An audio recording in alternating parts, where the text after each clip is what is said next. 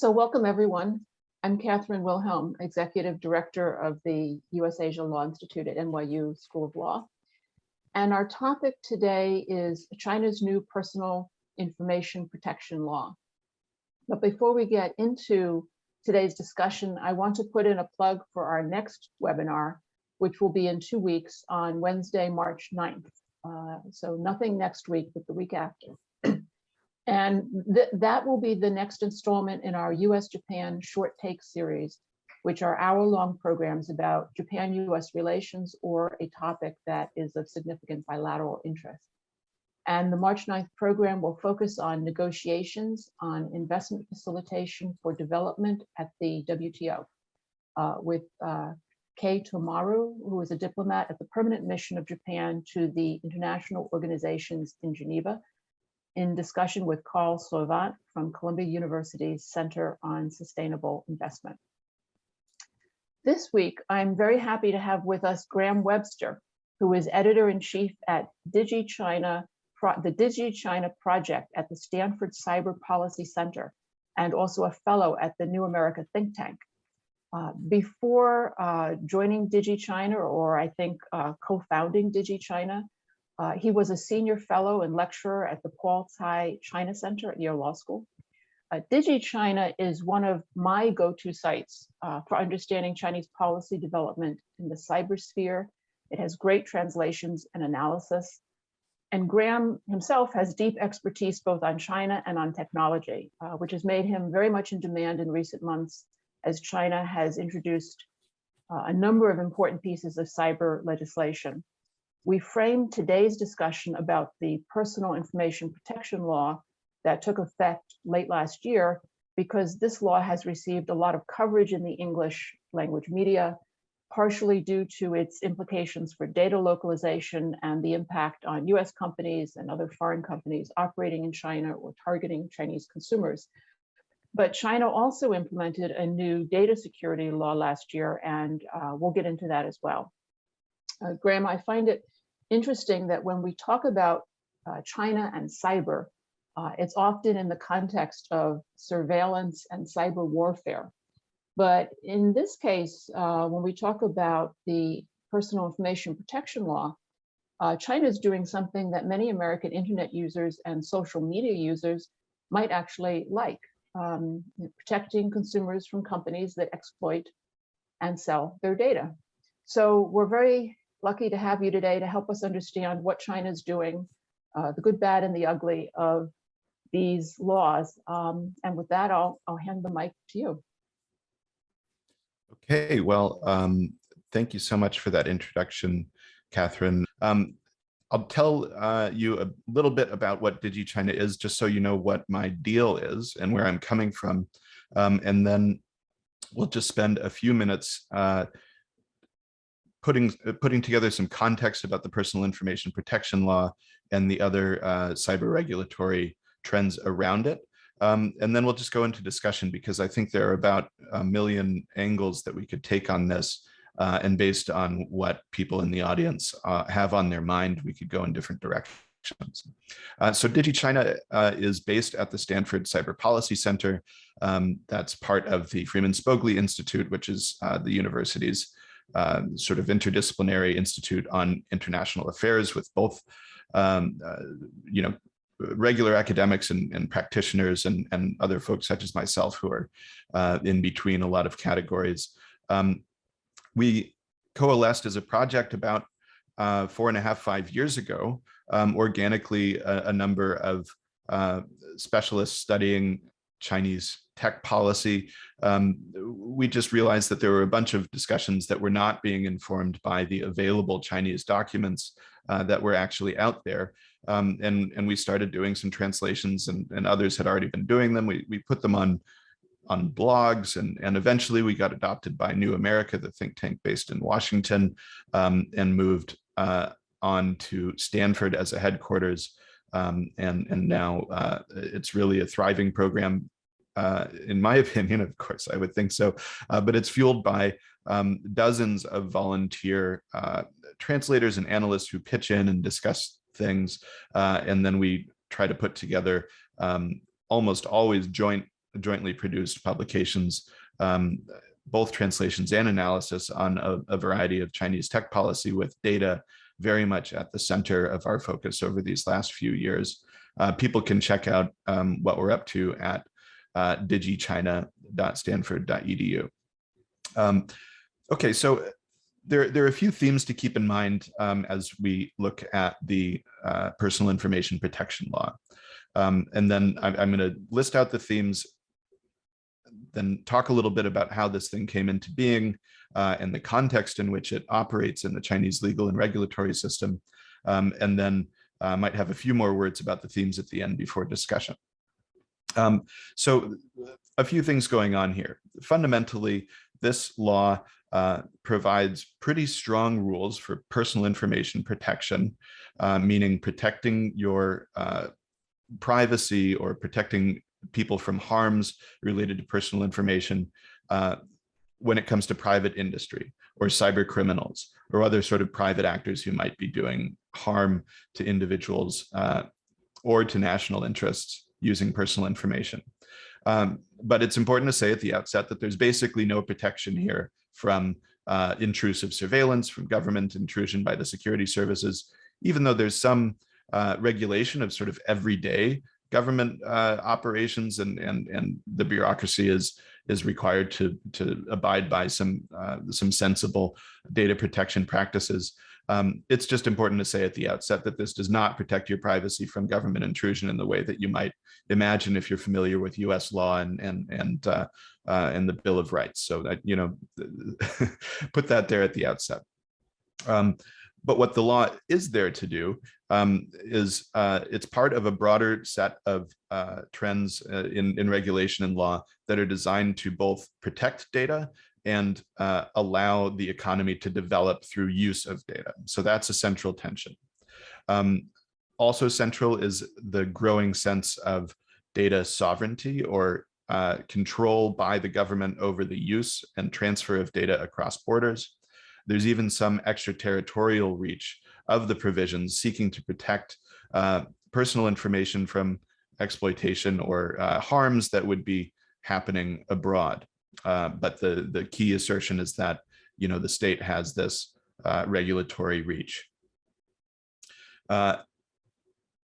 It really is, as Katherine was saying, one of the there are things here that are leading in a way. The law came together, it just went into effect in November last year, and it has some provisions that were added at the last minute between the last draft and the final version that's now in effect, that begin to regulate the use of algorithms and some other issues that really go there where US regulation certainly does not. And even the regime in Europe, for instance, the very leading regime and the general data protection regulation in Europe doesn't quite go as far into the future challenges regarding the use of data and fairness of algorithms that the personal information protection law begins to touch on.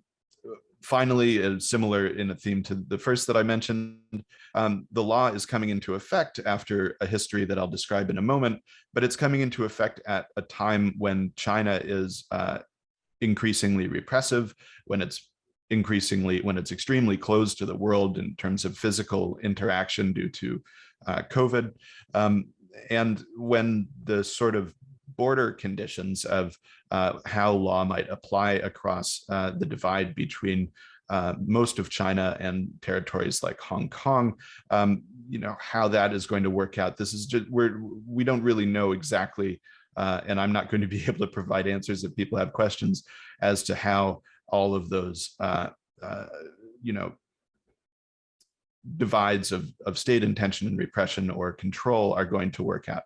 Okay, so a brief history of the personal information protection law. I'm going to try to talk about this in two tracks. And if this gets confusing, we can get into it later, but I think it should be fairly easy to keep straight. There's the track of Chinese regulatory and legal history around personal information protection. And then there's the broader, what we kind of just call the cyber regulatory regime. So the personal information protection effort actually stretches back to the early part of this century when an earlier effort to write and draft a personal information protection law was underway. We have a wonderful interview on our site done by one of our students and an outside contributor with Zhou Hanhua, who's a professor, a high-level leader at the Institute of Law at the Chinese Academy of Social Sciences. And Professor Zhou describes the effort that he led in the early, in the aughts, essentially, to draft a personal information protection law at a time when the Chinese political system had already decided that it was going to be necessary to figure out how to protect personal information. Well, this effort never got past the scholarly draft stage. The next step would be to bring it into the National People's Congress drafting effort and to give it, consideration, and it just never got there. And it ended around 2006, and a bunch of the work that they did in this scholarly effort that had been initiated was published in a book and just sort of went dormant for a few years. In the meantime, the technology changed drastically around what personal information protection would need to address. The next kind of milestone goes over to the cyber regulatory side. While the personal information question is sort of dormant, the Chinese government decided that they needed to rearrange the way that cyberspace and essentially internet affairs were handled. In 2014, the Cyberspace Administration of China was introduced. Really, as we're talking about how to describe it. I think we'll have some good writing on this in the next few months. But you can think of it as an interagency where for cyberspace, you had different ministries: the Ministry of Public Security, the Ministry of Propaganda, the Ministry of Industry and Information Technology, and others who had a strong interest in how technology would be regulated, but they also had competing interests. The security folks had national security and public safety concerns. The propaganda folks had content control concerns, and perhaps in tension, the industry and information technology folks had interests in how to spur development that might militate towards openness and a bit more freedom of action for industry. So the CAC came into existence at a time when these sort of competing goals needed to be at least coordinated, if not hashed out in this interagency, and we've seen that for years. Right around that time, they went into an effort to draft an enormously consequential law, the Cyber Security Law, which was finalized in 2016 and went into effect in 2017. So we're now 5 years past this law being finalized, and it went into effect in June. So we're nearly at 5 years there. And that regime is now consolidating alongside this renewed effort on personal information protection. A few years ago, the Chinese government, again with scholarly drafts and then moving into the NPC rather rapidly, there was a new effort to draft a personal information protection law that's led to the one that's in effect now. This law came at the same time as the civil code in China was being established, which addresses privacy in some ways. And the personal information protection law came together at a time when several other things in the cyber regulatory side were consolidating. One is the cybersecurity law had a lot to say about various data protection and other sort of cybersecurity rules for these important categories. There are things like critical information infrastructure operators. If you're one of those, then your data needs to be localized and stored in China. And then there's a bunch of other rules about how you need to perform security reviews before transferring data abroad. Without going into all the details, the fact was many of those details were simply not finalized, and they weren't clear until August last year. So basically 5 years after the cybersecurity law was finalized, there was still this great uncertainty around major themes in the law. And so those began to come into focus alongside the finalization of the Personal Information Protection Law and a separate law, the Data Security Law, which sort of now meshes with the cybersecurity law and the Personal Information Protection Law as to form a regime. You have now this sort of somewhat overlapping but somewhat distinct regime of the Personal Information Protection System, which is led in general, at least formally, by the Cyberspace Administration of China. You have the Data Security Law, which is fundamentally interested in national security aspects of data security and it's much broader and is generally supervised by the national security authorities. And then you have still the cyberspace or the cybersecurity law, which, you know, in many ways, for data matters, has been kind of updated and made more specific. The last thing I'll say about that kind of evolution is that, just as happened with the cybersecurity law, there are many aspects of the personal information law and the data security law that require elaboration. This is typical Chinese legislative and regulatory behavior. The big idea goes in the law, and then ministries or other authorities are given the job of writing the detailed regulations and sometimes standards that implement the provisions. And so that's what we're watching now. We have both the data security law and the personal information protection law in effect as of the second half of last year. And now there's just a profusion of things left to do.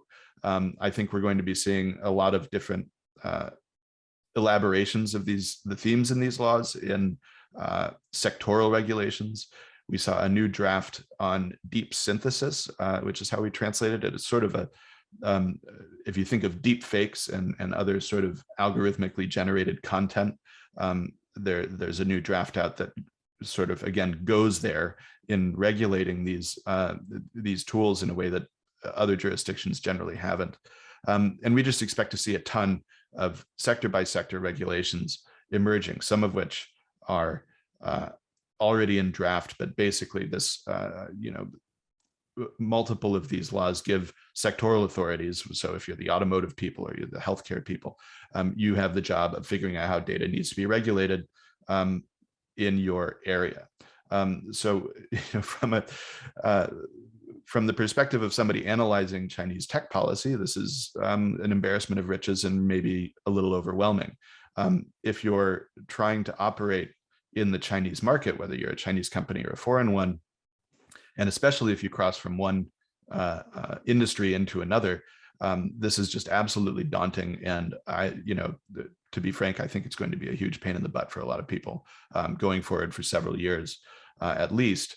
And I think it's going to be a pain for the Cyberspace Administration, for other authorities who have now been given more and more responsibilities to process filings and other sorts of security reviews and many different occasions on procurement, on analyzing how data practices are handled, how algorithms are constructed if they deal with the right combination of personal information to approve and review how data might be transferred abroad. And there's just an enormous amount of regulatory work that's now been assigned. So very quickly, back to some of those themes.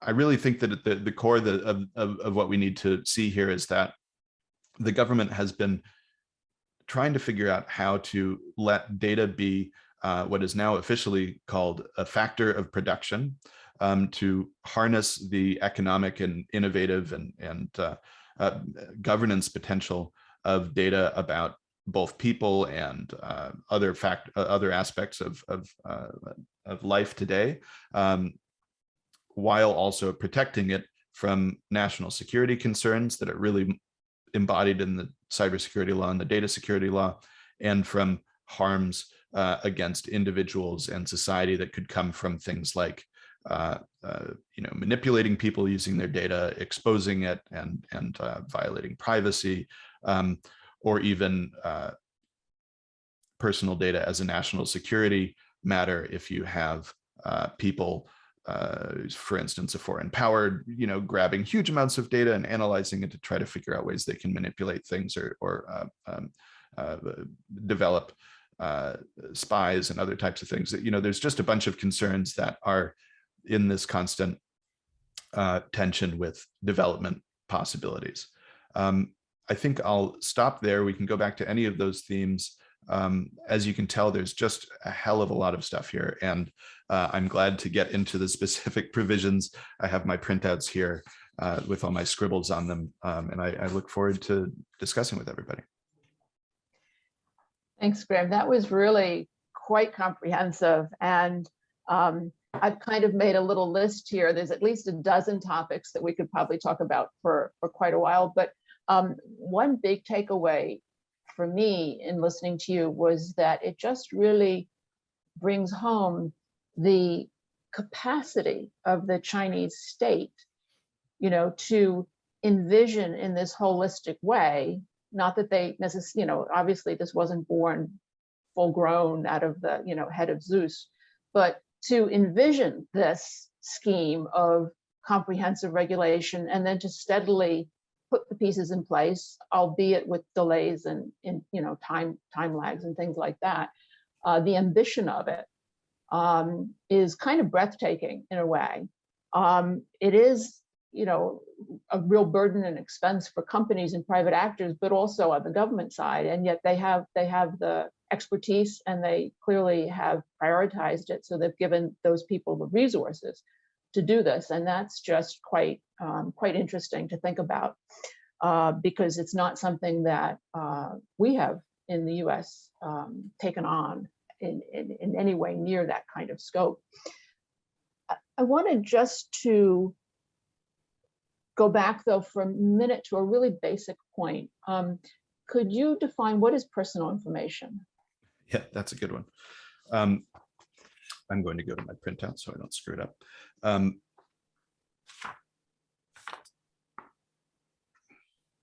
It's okay. So the definition of personal information is basically very broad, and I am here we go. Okay, it's in Article 4, and it's I'll just read it because it is this broad, and that's how broad it is. Personal information is all kinds of information recorded by electronic or other means related to identified or identifiable natural persons, not including information after anonymization handling. So I'll stop there for a second. And there is this huge, carve out if through computational processes that are not rigorously defined yet, a handler of personal information can render that data non-identifiable, meaning it cannot, and it is defined, it's just not, anonymization refers to the process of personal information undergoing handling to make it impossible to distinguish specific national persons and impossible to restore. So it's an irreversible, form of de-identification. Right. So you can get around it that way. Right. And in the US, I briefly looked to see which states in the US have been legislating in this area. Of course, California is the leader, I believe. Correct me if I say something wrong, because this is not something I've been studying closely. But then I see a few other states have been following, and they talk about this de-identification as the thing that they're asking companies to do or requiring companies to do. But de-identification is not anonymization, correct? And right. Yeah, so that's a much more modest kind of a requirement on companies, and presumably therefore less protective for persons. Yeah, so this is an area where there's sort of a collision of regulatory intent, and this isn't just China or US, it's just sort of everywhere. There's regulatory intent, so you can make this distinction between de-identification, where you can just take all of the data, for instance, that you have on someone and give it a different name, give everybody a number. But if you simply de-identify by giving everyone a number, various forms of analysis will make it very easy to re-identify an individual. So if it's location data and you take my name off of it, but then you see that, I'm at my home in Oakland a lot and that I go to Stanford every now and then, it's not going to be very hard to figure out who I am if you have access to, residential records. Anonymization then is this category that's highly disputed because re-identification or de-anonymization is something that you can try to do. You can get better at it, and it's something that machine learning and AI are good tools to try to do. But the way that that's looked at in the industry is, they're essentially ways of, and here, I'm a China specialist and political person and not a technical person, but there are algorithms that can be used to sort of, with increasing mathematical certainty, make it more and more difficult to recover the underlying data. So I think that's the intention of the Chinese regulation. I don't know what the California version is, but I know that when the California Consumer Protection Act, that's not what it's called. Well, now I can't remember, but the California Act, Consumer Privacy Act. Privacy Act. There we go. When that was being debated, there were a bunch of people who were unhappy that it was happening at all. Generally business, and then there were a bunch of people who were unhappy with the balance that was struck. And one of those, I think that in the U.S. We're in a situation where California has a law on the books which everyone thinks is flawed, in a similar way that everyone thinks the GDPR in Europe is flawed, but people think it's flawed. These things are flawed for different reasons. On the US side, I witnessed a sort of an advocacy shift from industry, from the tech industry, where before it was clear that the CCPA was going to succeed in California, their position was generally that we don't need a specific US privacy law. They didn't want to get into getting regulated in that way. But as soon as it became clear that states were going to start doing it one by one, industry gets a strong interest in avoiding having 50 different regimes that they're going to have to handle. So now there is a sort of push at the national level in the United States to come up with a comprehensive privacy law. But as you can imagine, the things that industry would like to see in there are very different from things that human rights activists, privacy folks, consumer protection activists would like to see. And then there's just the fact that our Congress has trouble getting anything done. So even if it does, if some balance is struck, getting it through is as uncertain as anything in Congress. Right, which leaves a lot of room for China to be a path setter and a trailblazer in this regard.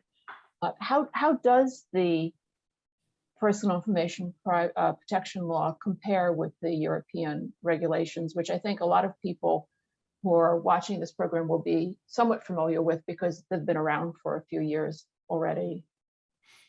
Yeah, so there's some good detailed analyses out there.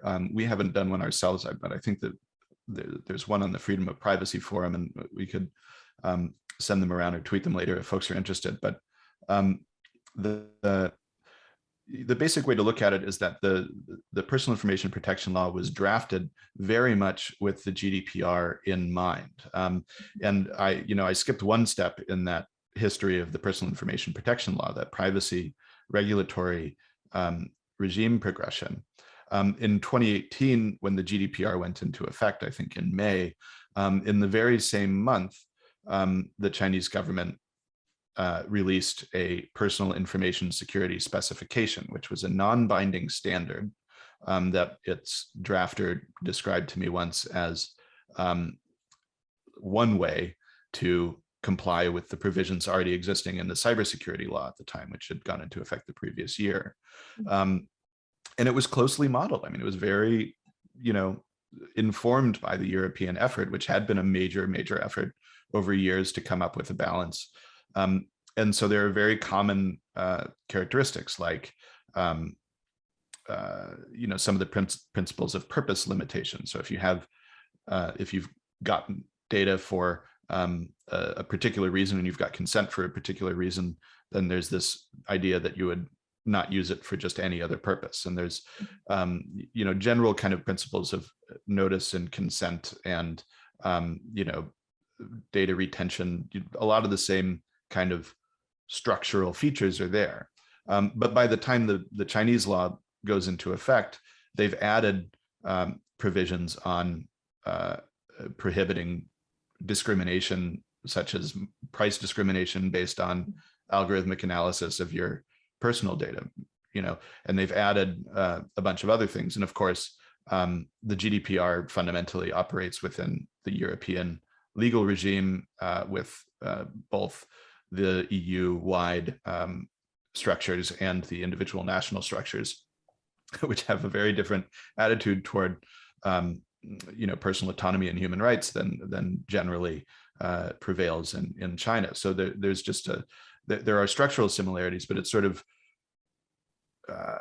we're going to need to see how things get enforced to really understand how the regimes in reality are different or similar. Right. I mean, any of these laws, obviously, there's going to be this trade-off, kind of cost-benefit analysis. You've got business case, there's the national interest. As you say, a lot of personal information has security implications as well. So there's the national security interest, there's the business interest in the individual company and also the whole sector thriving, and the ability of the sector to innovate and try new things. And then, of course, there's the personal interest and there's the trade-off. In the US, we've tended to focus on prioritizing what is called free flow of data, with this idea that free flow of data is a good in itself, and that it leads to innovation and flourishing generally, and that consumers, individuals ultimately benefit if data is free. Or at least this has been the idea from the beginning, of the internet, the famous phrase, information wants to be free, which I gather is actually not a direct quote of Stuart Brand. But that concept seems to be our animating philosophy, or has been. What would you say is the animating philosophy of these Chinese laws? Is it, one could imagine from being familiar with the Chinese regulatory approaches that the number one priority is the security of the party. That the top interest, if you're going to do cost benefit balancing of interests, party interests are top, and that's going to be a security interest. But they also do want innovation. I mean, Xi Jinping has talked a lot about digital economy as being the source of future growth, that the, pouring concrete has there's only so much more growth they can get out of that, and that digital is going to be, is the new promised land. And as you said, he talks about, and party documents talk about data as this new production factor. I'm not quite sure what that means. So what would you say is the philosophy, the key, underlying philosophy of the Chinese regulatory regime? Is it security first? I think just structurally we have to say that it's security first, but I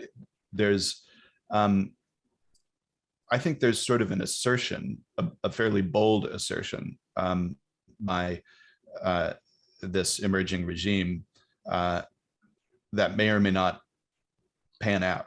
But you can see it in the data security law. There's this in Article 13 in the data security law. It was a real bear to translate, because they have this concept that keeps coming back in that law that we translate as data development and use. And you can look at it. Data development and use? Right. And so you can also look at it as data exploitation, as if data is a natural resource. So exploitation and use. But data exploitation has a kind of different meaning in data protection language around the world, and we wanted to avoid that. So anyway, we ended up with this horrible phrase, data development and use. And this Article 13 basically says that we're going to do data security through data development and use and industrial development. You know, we're going to figure out ways to use data to do data security, and we're going to ensure that we're going to do data development and use and industrial development by having data security. So there's this assertion, which, I mean, to me, I read that article as saying, there's no tension, damn it. We can do both of these things, but I mean, I think that's yet to be seen. I think that it's sort of a general debate, and you'll get people justifiably yelling at each other over it sometimes. But I think the fact is sometimes there is a tension between economic vitality and security, and sometimes that tension is sort of fake or overemphasized by people who simply don't want to get regulated. And you see that in the US advocacy environment. Facebook especially, or Meta, or whatever we're calling them now, have been out there repeatedly, sort of in their efforts to avoid significant antitrust or other sort of data practices regulation. They have deployed in several different ways, in different forms, the argument that if you hamstring us, you know, your great industrial, you know, digital economy leaders, then China will win, and somehow, you know, and I find this to be a pretty cynical argument, because I don't really see how, you know, the national interest in Meta being a successful corporation is, you know, you could identify one, I suppose, but it's not also immediately in competition, I think, with Tencent or Alibaba or something, since they just don't really compete in similar markets in many cases. So it's not a totally insane argument, but it is used instrumentally to say, don't regulate us. And the Chinese system is saying, we're doing both. We're doing security and we're doing development. And they go a few steps further with that. In the recent, in the 14th five-year plan, you know, the sectoral documents, we've just translated the one on national informatization, Xinxihua, which is a beast of a document. But one of the things that it does is it talks about the data as a factor of production. It talks about something that's in the data security law about data transaction markets. So they're actively trying to figure out ways to trade in data among economic actors with security and with supervision involved. And the last thing I'll say on this theme is just that, you know, we do have a regime in China that is concerned with limiting the flow of data across borders. So there is a fundamental disagreement in terms of governance styles between the United States, for instance, and China. There is data localization for personal information more or less universally, because it applies from the cybersecurity law to critical information infrastructure operators, which appears to be settling in as an extremely broad category.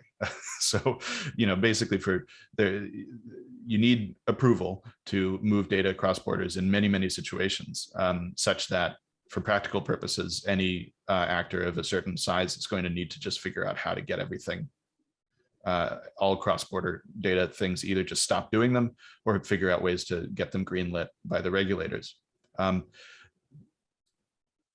That puts China on a somewhat similar grounds, a more extreme version of the European position, which is that if you're going to handle European personal information, personal data, as they call it, abroad, I think, I don't want to get the language wrong because I'm not a GDPR expert, but there's this question of adequacy of the other countries' data protection regime. And that's that sense of adequacy, or a deal to get around it, is something that the United States has not even really had an easy time of reaching an agreement on with Europe. And we see this in these repeated cases by Schrems in the European courts, on which I'm not the expert, but you do have great people at NYU to check with on that, though. Right.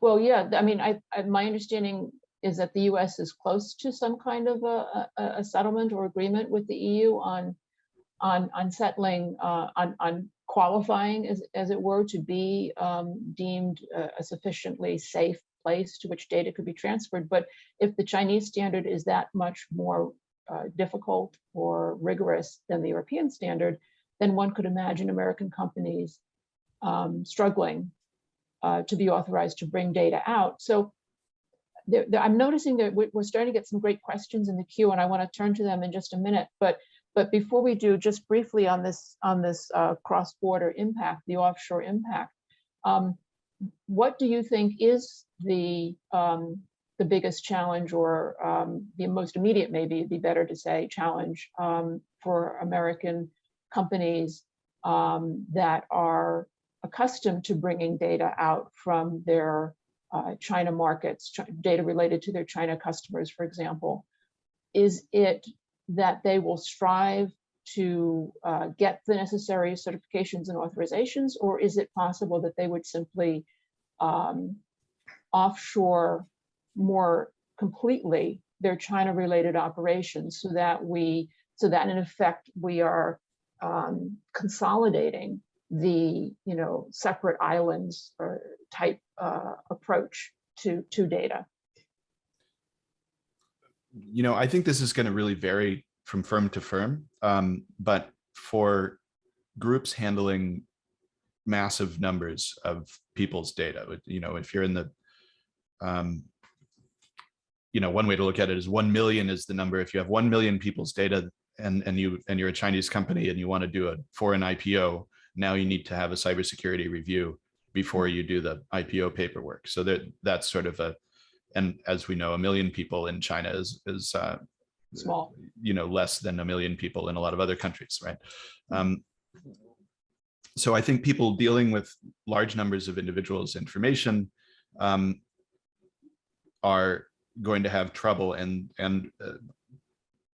in many cases already have localized, basically through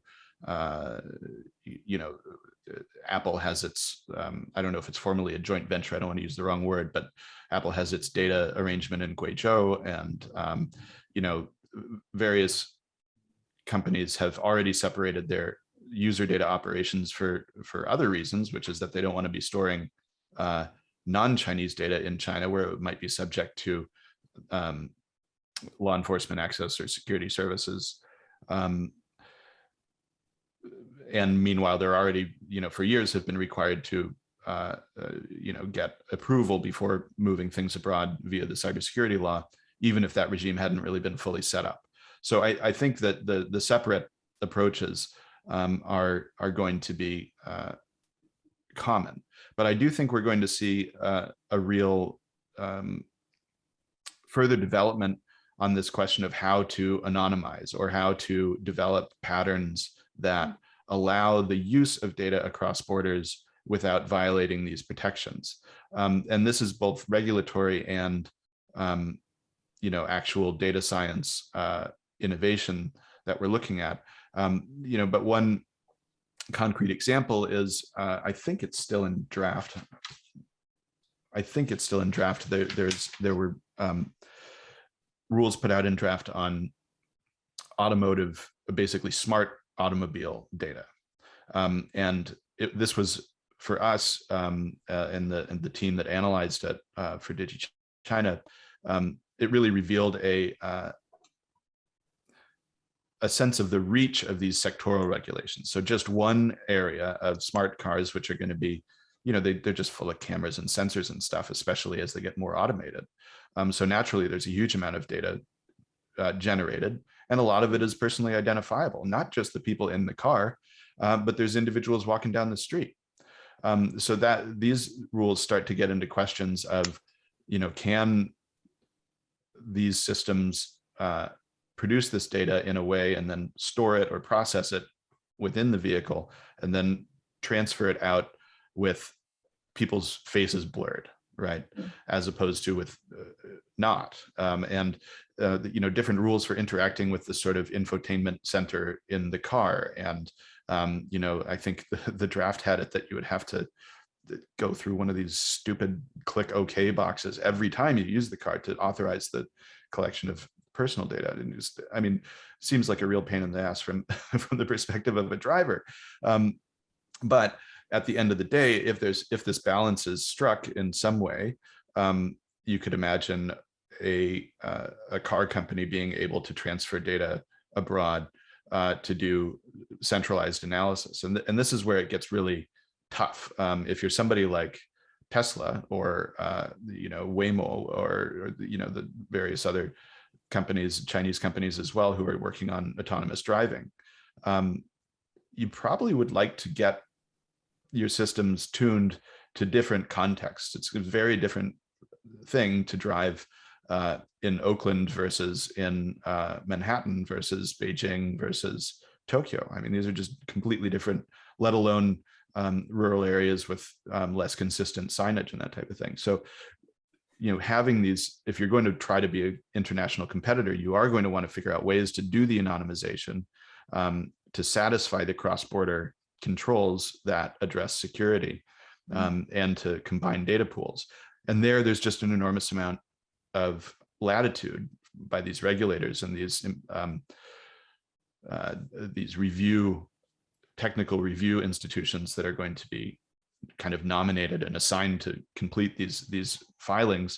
There's a lot of possibility to do good, careful work, and there's a heck of a lot of possibility to put your thumb on the scale and to favor one company or disfavor another. Not to mention, the last thing I'll say here before stopping is that both of these new laws have provisions that say if another country is discriminating against Chinese interests or players when it comes to data practices, then China reserves the right to retaliate in kind, basically. So, hello, United States, if you say that Huawei can't operate there or something, however they want to phrase it, they could simply say, okay, as a reciprocal action, we're going to restrict what Microsoft can do. Very interesting. Hasn't happened yet, but there it is. Yeah. You just touched on two really interesting points. One is that how this actually works in practice could vary from industry to industry, because you're going to have separate authorities, separate groups of officials creating the fine tuning for that sector. So one for automotive, a different one for, say, finance.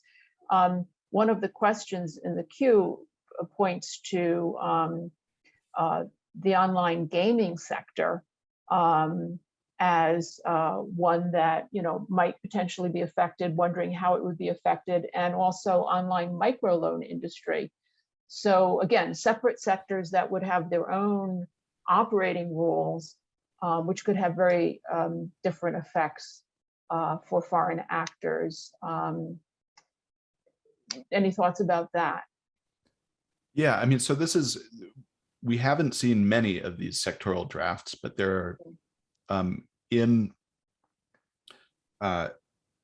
going to forget which laws say it how, or whether some of it's in the regulations, but in several locations over the last couple of years, the details are assigned to sectoral regulators, sometimes also along with national security regulators. So there's sort of these authorities are being pushed out and down through the bureaucracy, which to me, it goes back to something we were talking about earlier. I mean, this is highly complex.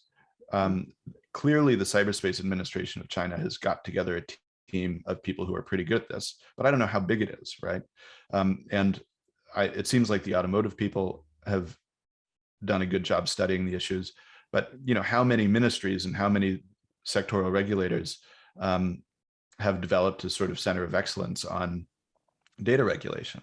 I think this goes to affecting the question of, can this labyrinthine regime really go forward and achieve its security goals without hampering development or hampering innovation?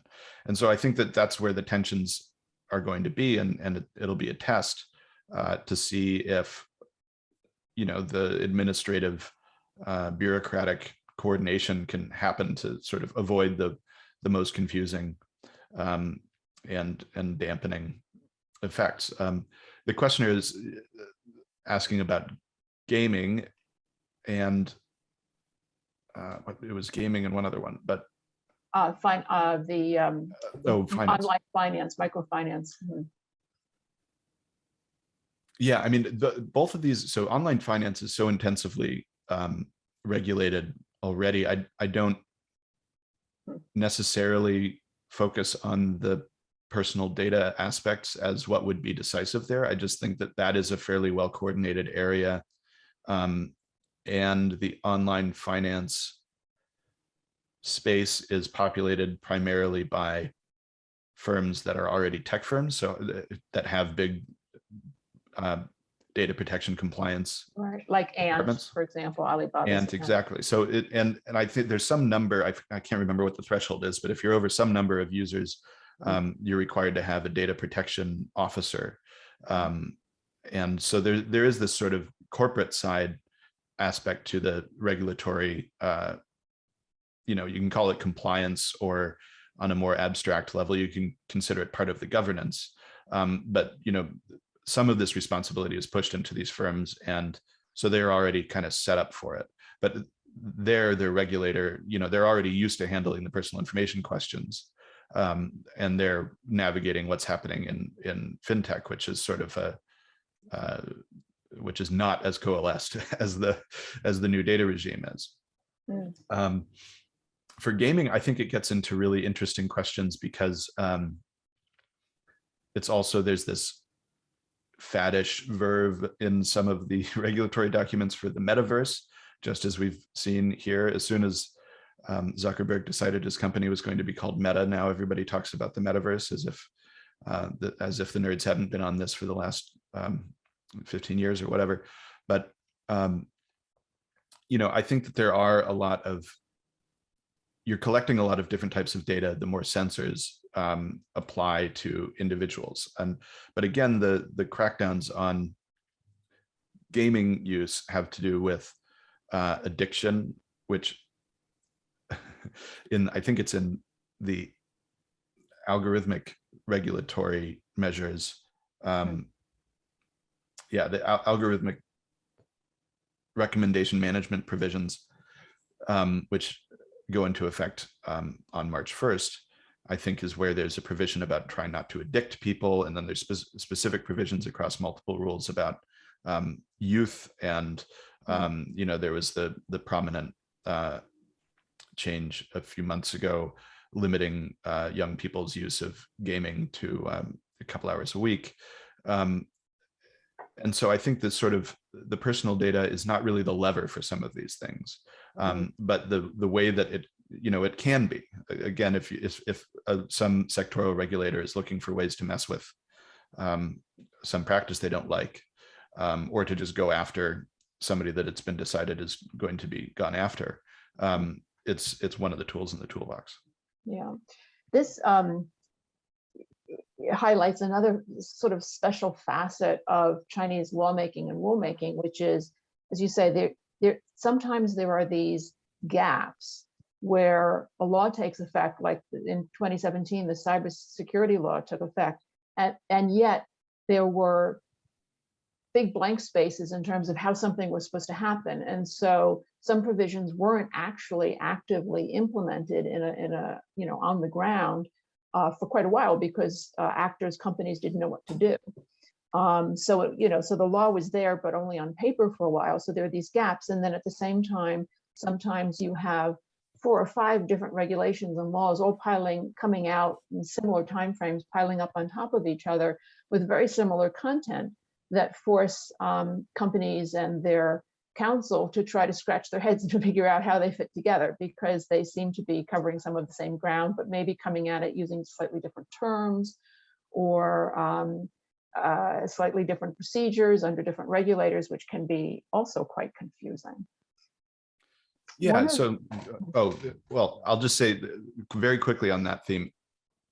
I think this is to some extent the achievement of the Cyberspace Administration model, and this coalesced moment at late 2021 and now, whereas these, if you read all these laws and regulations together, they're not as confusing as you think they'd be. They're a lot, they're burdensome, And ideally, if implemented in the best way, they could do a lot of good things. But they have been coordinated pretty well, which I think is interesting, in contrast to what had even been the case around 2018 and then 2020 with the language about personal information that just wasn't very well coordinated between the standard out of CAC and the civil code effort out of the civil law apparatus. Mm-hmm. Right, right.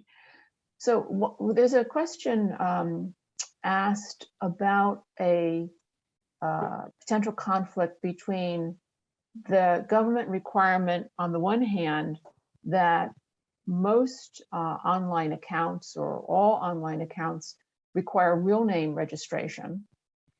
So people can't anonymously interact online. And yet at the same time, that now this demand for privacy protection and anonymity.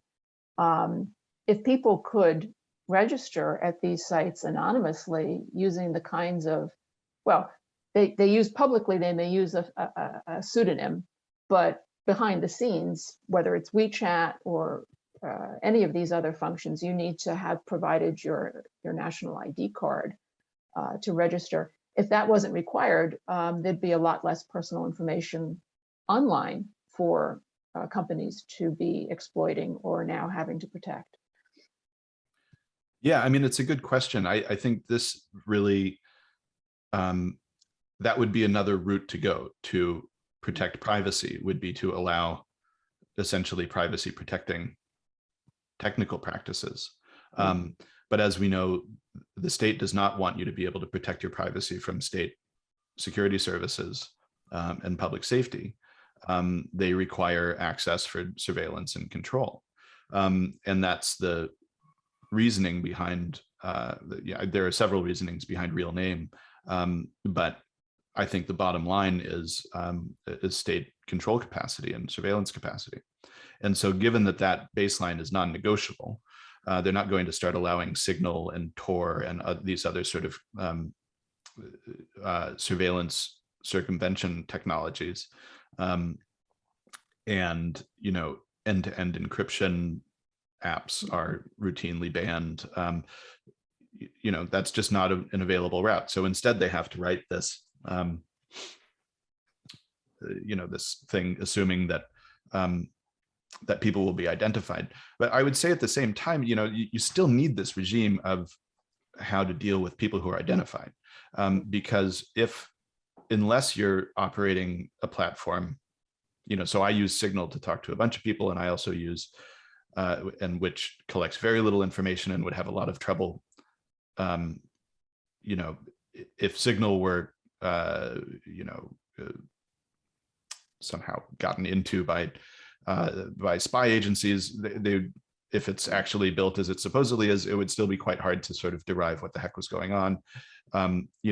WhatsApp, there's a bit more metadata available to law enforcement through requests, all the way down to, if I just send something on Gmail, it can be subpoenaed. And, in China, just because the Signal, the super secure version, isn't available, what I'm saying is we need this anyway in the US, right? Because, I can have some private conversations, but there's still going to be things that are identifiable through analysis of metadata or just seizure of a device or, any other means to become known. Sure. Being picked up by a hire car at a certain address every day, etc. Right. Yeah. There's another question that is a little bit overlapping about to what extent any of these laws, including this law, might restrict or reduce the party's access to personal information. And it would seem here that we don't necessarily want to make any distinction between the party and the government, do we? I suppose not. It depends. My problem with these questions about the party's access to data is that I don't really, I'm interested in which offices, which individuals are getting access to data. So if you're dealing with the Ministry of State Security, or the or various other state entities that are doing surveillance and whatever. Is it analytically meaningful, whether it's the party or the state? I would say so. I mean, it's not like there's a party office that would be the information consolidation physical center, but certainly on a kind of schematic, just understanding who is exercising power and who's doing the surveillance and the intrusion when privacy is being intruded upon through surveillance. I just conceive it as the party state as the sort of powerful entity. Right. Well, the Cyberspace Administration itself is a party/state hybrid, correct? It's one of these one signboard, two it's the other two way. Organizations. Yeah. Right. So there's well, I think it's the other way around. It's one organization to. Sorry, yeah, you're right. Yes. Right. So the Cyberspace Administration it has a couple of different instantiations, and its most consequential one, the one that gives it its power, is that it is the office of the Central Commission on Cybersecurity and Informatization, formerly the Central Leading Group. It was upgraded, which is a party group. That's a party, Communist Party group. And its composure, I don't think we know right now, but we know that it's chaired by Xi Jinping. And when it was founded as the leading group, it had a bunch of the other ministers of the relevant state ministries that were also part of this group. So that's what makes it powerful. But in the laws that it is often charged to implement, it is generally called the State Cybersecurity and Informatization Department, UMAN. And so there you have this sort of, it does have the authority to issue documents and to do enforcement as a state entity. And as far as I'm aware, we're really talking about the same individuals here. This isn't, there's one minister, there's not one state minister and one party head. They're both the same person, who's, I think, also, I haven't checked just now, but is usually co-headed as a vice minister of propaganda as well. So, you have this, it just is a hybrid practice of power, very much in keeping with the general pattern of governance in China, of the, the party state being the entity that is, that you should think of as the big power, right? Right. So Lester Ross, whom you may know, longtime lawyer working in Beijing, says that a major question concerns China's willingness to allow cross-border data transfers. China has expressed willingness to join the Digital Economy Partnership Agreement and CPTPP, which is the new version of the Trans-Pacific Partnership trade agreement that the US initially was part of and then dropped out of, which currently has, 11 members now. So China is willing to join these agreements, but it is unclear, among other considerations, if China's willingness to do so is compatible with its sensitivity over national security, in contrast to the EU, which has been willing to do so with the US in particular. So certainly with CPTPP, there was more of an emphasis, because of the involvement by both the US and Japan, on free flow of data. Is China's emerging cyber and privacy regime going to be yet another hurdle for it to get into CPTPP? Yeah, well, that's a great question, unsurprisingly. But the way that I look at this is there's sort of two layers, and the way the question was framed, I think, is quite. I mean, I sort of see there's the barriers to negotiating an entry to a TPP which I know a bit more about, or a DEPA, which I know a bit less about. With CPTPP, fundamentally, they need the approval of all of the current members, which may be hard to attain.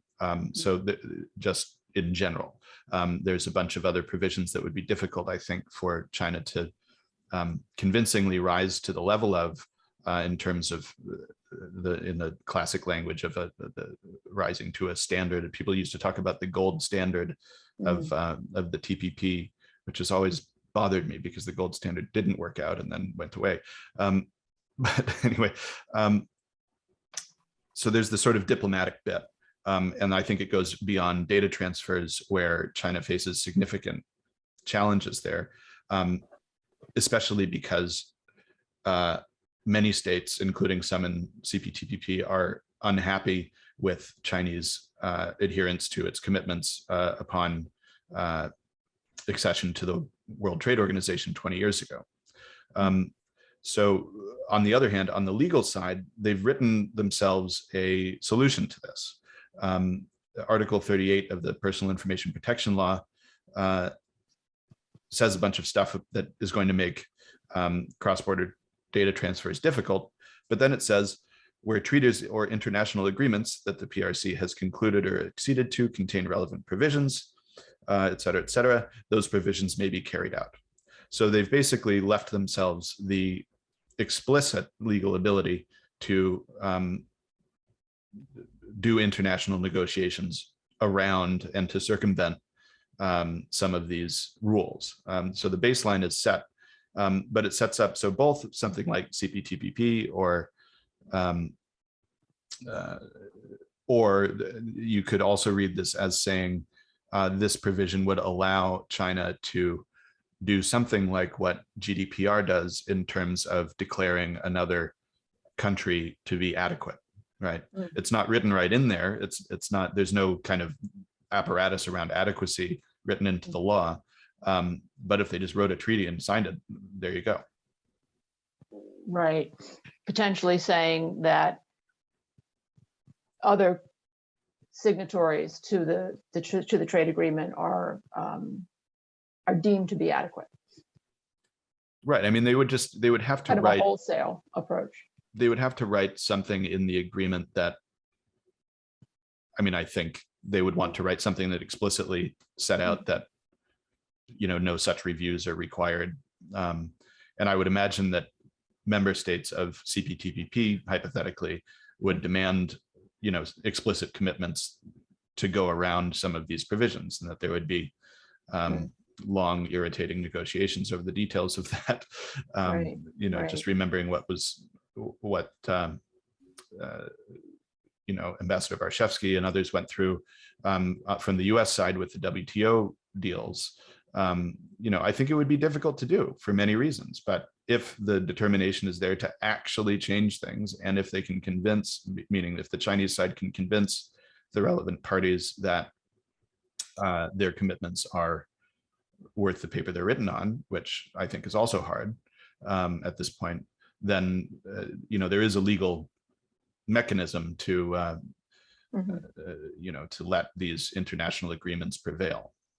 There's a question about data impacts in the healthcare industry, in particular clinical research, where the model is to collect and consolidate data collected around the world to support drug development. And I'd like to sort of add to that, to sort of broaden it out, the impact on research generally. So many areas of research. Of course, now we're all thinking about COVID and treatments to COVID and so on, vaccines, but there are many areas in which data is needed of one kind or another: scientific data, health data, population data. And I know that in the social sciences, people who study China have been moving more and more into using data as a way of coping with their inability to do field work on the ground. So increasingly, people who weren't data reliant are training themselves to learn how to use large data sets, because they can't readily go into China with all of the travel restrictions. So how do you see, I mean, potentially the personal information protection law and the other security, the data security law, could make that harder? How do you see the impact? Yeah, I think so. I think it will be, it'll be different across different areas. The questionnaire looking at health data, there's a specific, I'm not going to remember which instrument it is specifically, but sometime in the last year or two, there were specific things about DNA and biologics, both in agricultural and human settings. So there's a particular focus on protecting Chinese biological data, which is really actually pretty interesting. I discussed this with a friend of mine, Professor Abigail Copeland at Vassar, who has studied the practice of science and the sociology of science in China over the decades, and this sense of the sort of sovereign attitude toward biological data about the people is really interesting, and also something that has a comparative element. I think on the practical level, a great deal of medical data and health industry data is identifiable for obvious reasons. And this is likely to be an area where some of these data science techniques regarding effective anonymization are likely to be used. And I've read some, I mean, just not a China thing, but there's some sense in the recent issue of MIT Tech Review, apparently people are working on synthesized data sets for medical purposes, which for folks, I mean, I only have a little statistics myself, but the idea is that you have some seed of real data, and then through probabilistic, data generation techniques, you can create a larger data set that has similar characteristics and then use it for machine learning. And then somehow this is, I've never really understood on a philosophical level how this is valid for anything, but it gets data sets large enough that analysis that requires large data sets can be done. So I expect that that type of area will be an area of innovation, and it does seem to me in various interactions with Chinese experts and in the sort of track 2 world, that health collaboration, notwithstanding the massive catastrophe over the last 2 years in terms of trust in the health systems, that's an area that it'll go. But there's another questioner who asks about economic information, ship locations, and that type of thing, and that was a concrete example where we saw, apparently as a response to the data security law, we saw a bunch of ship location transponder data, which people use to analyze the flow of goods and predict bottlenecks and all kinds of sorts of analysis that you might want to do for various purposes. That data just all went dark, and I don't think that's been resolved yet. And so I think to some extent we're going to see a bunch of examples where things get difficult until, possibly forever, but at least until the relevant regulators figure out what they need to do to define their rules in their sector as to how this data can be transferred abroad. And I do think some things will go dark and then become available again under more limited circumstances. Has there been any announcement or statement about that? Because there was a whole burst of reporting about that. I think it was in January. Did the I'm not sure. I No. haven't seen anything, but that doesn't mean it hasn't come out. But yeah, I mean, I find it fascinating because I had never thought about that type of data, and yet there it is. And I think that that's something that's, I mean, even these folks who are writing these laws, I think generally will not have thought of all of the implications, because I mean, I read the definition of data in the personal information protection law, but the one in the data security law is bonkers. I mean, it's everything. Let's see. Data refers to any information record in electronic or other form. That's it. Okay. Data is information. I mean, it's literally, so there's a bunch of course, this sort of, you know, you can't control the information about the oscillation of atoms or something, but, you know, it's, the ambition is not scaled back at the outset, right? And so I think that it is, I think, just impossible that the people who've written this have thought of all of the things that it might mean. And, you know, as for, I haven't really thought about the, you asked about the foreign researchers in general.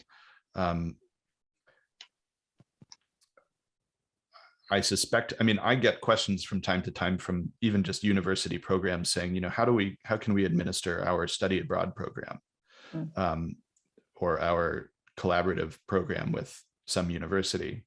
And I always say, you need to ask a lawyer, because I'm not one, which is a good time to point out that although I've been talking about this stuff for more than an hour, I'm not a lawyer in either the United States or China, but right. I mean, I just think it's difficult. But I guess I'm not sure how much these laws will be playing a role in that. But I would imagine that general access to information will continue to get harder. I don't know when we're going to be able to have people traveling and collaborating in ways that we used to. But I would expect to see, I mean, already over the last few years before the COVID period, it was getting more sensitive to be an American researcher working with a Chinese researcher at a Chinese university. That people, you know, for simple guest speaker events or visits with students, had more and more layers of approvals that they needed to get on their campuses and on the Chinese side. And people started needing to get more approvals to go to a conference and talk with academics elsewhere, even on kind of not obviously sensitive things. So I just think that it's the data laws will have some effect, and they'll be part of this picture of academics and other researchers having a tougher time interacting. But I see it as sort of just a bigger trend of closure and, you know, in my opinion, paranoia and repression, and which is dark and sad. Well, we're starting to have limited time for additional questions, but one area that we haven't really talked about yet is antitrust. And there is an interesting provision in this law about data portability, which seems directly related to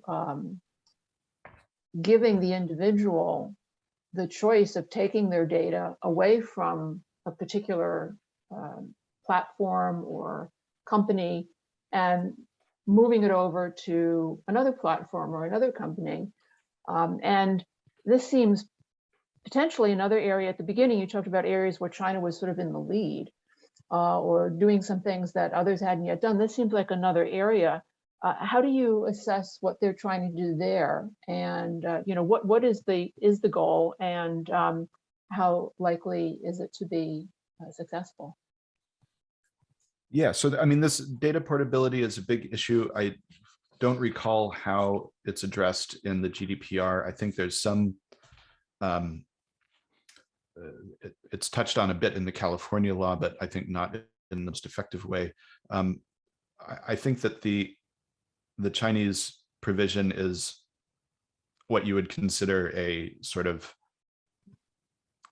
a best practice. If you're going to do data portability, they clearly were trying to get it about right, so that, as you describe, if people find that they're stuck with one platform and they'd like to move to another, they can transfer the data to make it usable on another platform. So I kind of connect it with, it's just in this package of practices that are generally considered a good idea in data regulation to empower users to be a little bit less subject to the whims of the platforms. So, you know, potentially very good. In the context, in the broader context in China, it also comes at a time when you've seen, there are active antitrust or unfair competition investigations and inquiries by the new and empowered SAMR, State Administration of Market Regulation. And you're starting to see the types of tweaks that this is causing. So one has been, for anybody who's used WeChat over the years, you'll probably have noticed that certain types of links could not be sent.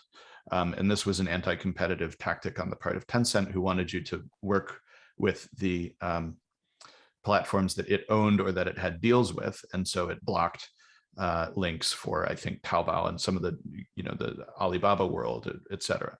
And I don't know the exact status because I don't use WeChat as intensively as I used to, but my understanding is that was either about to or already has been eliminated. So now that, these sort of real, just anti-user, open market, anti-competition features were sort of getting pushed out. And I think that type of interoperability within China's digital economy, not to say anything about, you're still hosed if you put in a link to one of the many blocked platforms like Google or Facebook or whatever. But I don't know if they, maybe they'll send, but they won't, you won't be able to connect if you're not on VPN. But within the Chinese digital economy ecosystem, I think there is a push to break up the stranglehold and this sort of the mode of competition between the big Chinese tech giants that looks a lot like what we've sort of seen with Facebook's and Google's, where you sort of acquire competitors, and then, but it went further in the Chinese platform market, where each ecosystem would, it's like, okay, well, you've got a ride hail partner, well, I've got to get one, and you've got a food delivery partner, and I've got to get one, and you've got a fintech thingy, and I've got to get one. So I think that there's now a greater possibility that in the Chinese user experience, you'll be able to mix and match, and you won't be sort of hemmed into being kind of a Tencent person or an Alibaba person. Not that anyone anywhere could avoid WeChat in China, but right, right. Yeah, well, I remember China actually had mobile phone number portability before the US did. Interesting. So, so it wouldn't be the first time that they took that step. There's a question from someone who says that he is Vietnamese, and that Vietnam is just implemented its own cybersecurity law. I sort of see two questions here, one that he asked and one I have about his question. The question asks, can we say that data localization is not a problem per se because it happens everywhere, but it is how the authoritarian governments intervene in the management of data that that is significant. The question I want to add on top of it is, I'm wondering to what extent Vietnam's cybersecurity law might be echoing some of the themes in the Chinese regulatory approach, because I know we have seen sometimes Vietnam looks to China for models. And I'm wondering if you happen to know, Graham, and you may not, to what extent what China's been doing is serving as a model that any other governments, whether Vietnam or Cambodia, Laos, or further afield, might be imitating. Yeah, well, that's a really good question. So, I think on the first one, is data localization a problem in itself? I sort of look at this as it just depends whose interests you're looking out for. Data localization is a pain for people operating enterprise across borders. If you're a company that has employees in many places, data localization is a pain. If you're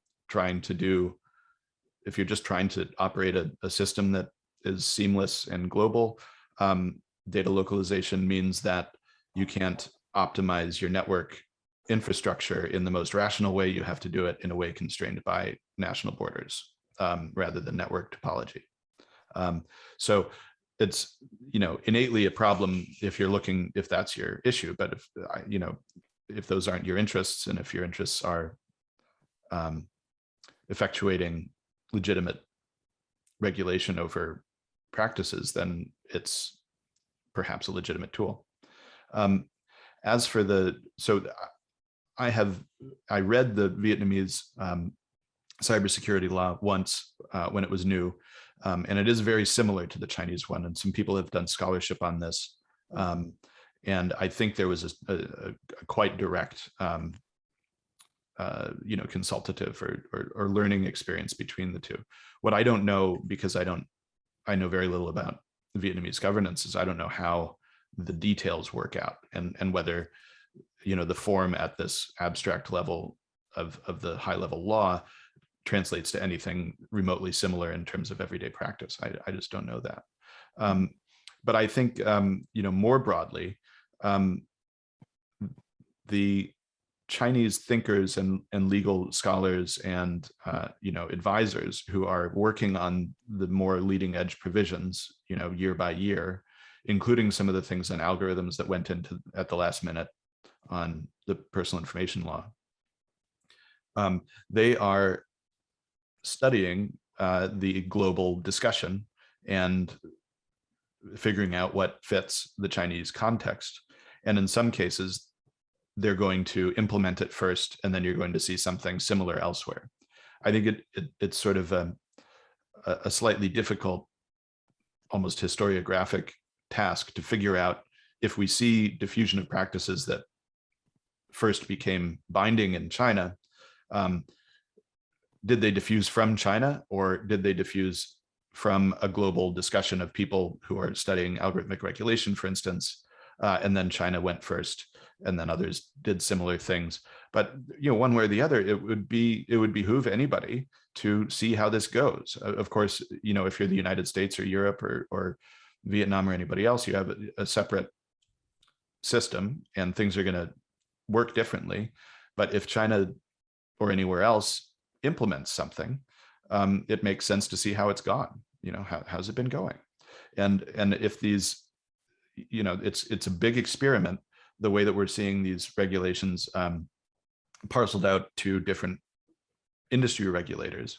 I think that's going to be very instructive for the rest of the world. Is this going to work? Is it a good idea to abandon one size fits all in favor of sectoral specialized skill and knowledge in regulation? Or is that going to make everything massively inefficient, and should instead various states look to one size fits all models constrained by regulatory intervention or tort law or various other approaches? I think that we've got a big experiment running in the Chinese context, and people ought to pay attention to it. And I suspect some people will take good lessons, and some people will take bad ones, and some authoritarian states will see things that they like that I wouldn't like and implement those, and some other states will see things that I would like and implement those. So it's kind of a complicated model of diffusion from my perspective. Right. Well, we have 1 minute left, and in that, I wanted to ask about the deep fakes and deep synthesis, you called it, which I guess is bigger than deep fakes. Just really quickly, because this is not in the personal information protection law, it's in another regulation, but would the Chinese be banning deep fakes? Not entirely, but so the way that this draft regulation looks is basically it defines this concept of deep synthesis, which is fundamentally going to be, in almost all cases, a machine learning driven generation of content. And then it defines a bunch of specifics like switching faces or changing the appearance of a person or modifying or just creating text or music or environments from whole cloth. And it doesn't say that you can't do this. In fact, it sort of sets up this concept of deep synthesis service providers. The idea being that most likely there will be companies that allow users, possibly also companies, but users, to use this infrastructure of machine learning based content synthesis. And then it puts boundaries around how that can be used. And then there's a bunch of things, I haven't read it for a couple of days, but there's a bunch of, don't harm national security. Oh, here it is. Article 6 has a bunch of the things that you're not supposed to do. False information you're not supposed to do. Pornography, obscenity, things harming people's reputation, image, privacy rights, violating intellectual property rights, et cetera, or as usual, other such content prohibited by laws and regulations. So, they're basically saying you can't do this in order to do things that are illegal, which is a lot of stuff. But no, so I mean, but the idea is, if you're going to provide these services to somebody, it's your responsibility, you service provider, to supervise these users and to have processes in place to stop illegal activity and to stop harm where it may occur. Okay. Well, we'll come back maybe in a year and revisit and see how they've come on that, and whether their example has spurred any further regulatory action in other jurisdictions. Graham, we have to leave it here, but thank you very much for a really absorbing and informative unpacking of these laws. And thanks to the audience for being with us. Look forward to seeing you all in 2 weeks from today. Bye-bye. Thank you.